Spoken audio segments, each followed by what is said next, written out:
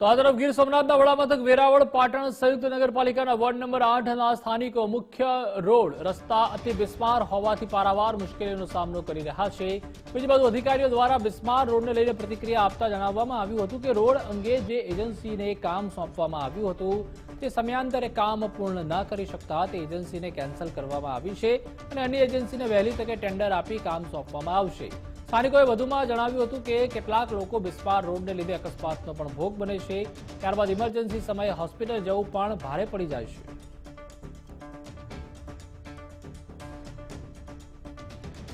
પરમાર કરીને એજન્સી સંકળાયેલી છે, એને આપણે વર્ક ઓર્ડર આપી અને ટૂંકમાં સમય મર્યાદામાં કામ પૂર્ણ કરવા માટે કીધેલું છે, પરંતુ એને પોતાના સમય મર્યાદામાં કામ કરેલું નથી।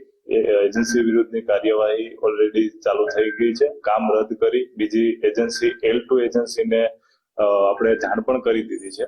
જો શક્ય હોય તો જલ્દીથી જલ્દી L2 એજન્સી પાસેથી કામ કરાવી અને લોકોને મુશ્કેલી ન પડે એવી રીતનું આયોજન કરેલું છે। અને વધારામાં જે સુભાષેશ પરમાર કરીને એજન્સી છે એના વિરુદ્ધ આપણે એને બ્લેકલિસ્ટ કરવા અથવા તો એની ઉપર કંઈક અન્ય કાર્યવાહી કરવા માટે પણ સામાન્ય સભામાં પણ લેશું અને પ્રમુખશ્રીને પણ આપણે ધ્યાન દોરીશું। સરકાર જ્યારે વિકાસની વાતો કરતી હોય ત્યારે ગીર સોમનાથ જિલ્લાના વડામથક વેરાવળની અંદર જ વિકાસ ક્યાંક રૂંઘાઈ ગયો હોય તેવું લાગી આવ્યું છે।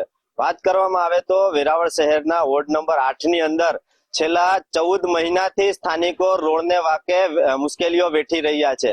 પાલિકામાં અનેક રજૂઆતો કરવા છતાં પણ સ્થાનિકોને કોઈ ધ્યાને નથી લેતા।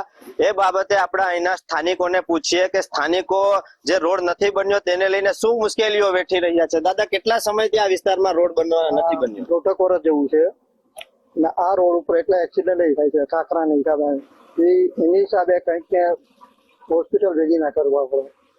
આને કોઈ મ્યુનિસિપાલિટી કે નથી કોઈ ઉપર હયાત કોઈ ધ્યાન જ દેતો। નગરપાલિકાને વોટ લેવા હોય તે દિવસ અહીંયા આવે।